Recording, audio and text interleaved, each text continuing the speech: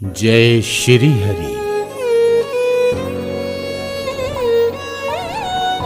दीदी गुरु ऋचा सिंह।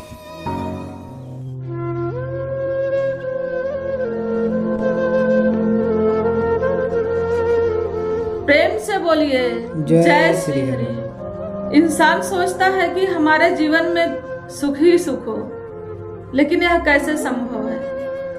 सुख अगर रहेगा तो दुख का एहसास कैसे होगा? आप बाकी चीजें भूल जाएंगे। सुख ना हो तो दुख का एहसास कैसा, और दुख ना हो तो सुख का एहसास कैसा? रात ना हो तो दिन का एहसास कैसा? पतझड़ ना हो तो बहार का एहसास कैसा? बारिश ना हो तो तपन का एहसास कैसा? तो अगर अमीरी ना हो तो गरीबी का एहसास कैसा? तो कहने का भाव यही है कि अगर अपोजिट चीजें नहीं होगी तो हमें उसका एहसास नहीं होगा। किसी से नफरत नहीं हो तो प्रेम का एहसास नहीं होगा। इसलिए दोनों चीज जरूरी है जीवन में। कहते हैं ना, दुख और सुख एक सिक्के के दो पहलू हैं। अगर सुख नहीं आएगा तो दुख आपको पता नहीं चलेगा। दुख नहीं होगा तो कितना भी बड़ा सुख हो आपके जीवन में, उसका भी एहसास नहीं होगा। याद रहे, इसलिए सुख का एहसास करने के लिए दुख होना जरूरी है। किसी भी परिस्थिति में आप हारे नहीं, किसी भी परिस्थिति में आप टूटे नहीं। बस प्रभु के प्रति आस्था रखें, विश्वास रखें, श्रद्धा रखें। याद रहे, मैं चाहती हूँ कि संसार में एक अमन शांति प्रेम हो। अमन शांति प्रेम एक आध्यात्मिक जगत से ही संभव है।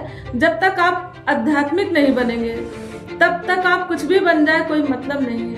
डॉक्टर, इंजीनियर, कुछ भी बन जाइए, सब कुछ भी बन जाए, कुछ भी बनो, मुबारक है, पर पहले इंसान बनो। कभी कभी डॉक्टर भी, न्यूरो के डॉक्टर को देखिए, अक्सर वो न्यूरोलॉजिस्ट अक्सर ऐसे ही बात करते हैं जैसे मरीजों को देखते हैं। कहने का भाव यह है कि ऐसा लगेगा कि खुद ही इरिटेट हो जाते हैं। पैसा बहुत है, सब कुछ है, मरीज है, साधन बहुत है, लेकिन फिर भी टेंशन है, फिर भी परेशान है। जिसके पास 1000 है वो 2000 के चक्कर में पड़ा है, 2000 है तो 4000 के चक्कर में है, जिसके पास लाखों है तो करोड़ों के चक्कर में है, जिसके पास करोड़ों है वो अरबों के चक्कर में है। इसी चक्कर में लोग परेशान हैं। जिसके पास एक घर है वो 2 घर चाहता, जिसके पास 2 घर है वो 10 घर चाहता। 10 है तो वो सोचता कि इलाहाबाद में कम से कम आधा तो मेरा होना चाहिए, या किसी भी शहर में है जिस शहर में कि आधा शहर ही मेरा हो जाए। जबकि प्रभु ने एक नियम बनाया है कि सब कुछ छोड़ के जाना है। प्रभु ने एक नियम ऐसा बनाया कि सब कुछ छोड़ के जाना है, लेकिन फिर भी इंसान परेशान है, दुखी है। तो दुख का कारण सिर्फ यही है कि आवश्यकता से ज्यादा सोचते हैं। कहते हैं कि उतना मांगो जितने में आपका काम चल जाए, आने जाने वाले का भरण पोषण हो जाए, आने जाने वाले का स्वागत सत्कार कर सके। अगर सत्संगी हो तो संत महात्माओं की सेवा कर सके, और मेहनत से कुछ बेहतर आ रहा हो तो बहुत अच्छी बात है। मेहनत करके अच्छा कमा ले रहे हो तो बहुत अच्छी बात है। मेहनत से जो मिल जाए उसी में खुश रहो, वही उसमें बरकत होगी। फरेब से कमाओगे तो बरकत खत्म हो जाएगी। 1000 कमाते हो तो हजारों में गवा दोगे।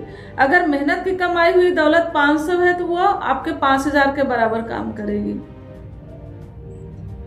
लेकिन आजकल तो ऐसी दुनिया है, हर जगह फरेब है, छल है, लेकिन कहते हैं मेरे जीवन में सुख नहीं है। हम दूसरों को दुख देते चले जाते हैं और कहते हैं हम सुख की उम्मीद करते चले जाते हैं। ऐसी सोच रखते हैं। तो सोच अच्छी रखें, विचार अच्छा रखें, दूसरों के लिए भाव अच्छा रखें, तो जरूर जीवन में सफलता मिलेगी आपकी। 100% सत्य है।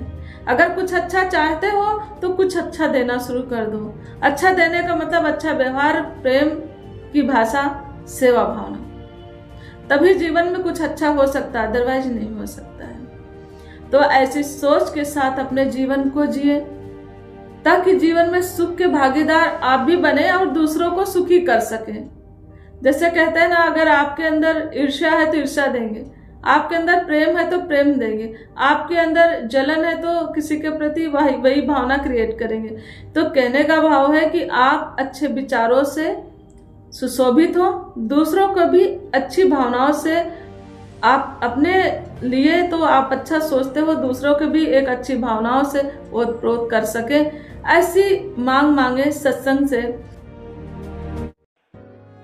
दीदी गुरु के प्रवचनों की गंगा में डुबकी लगाने के लिए आप YouTube पर दीदी गुरु डॉक्टर ऋचा सिंह के चैनल को सब्सक्राइब व लाइक करें और अपनी समस्याओं से निजात पाएं।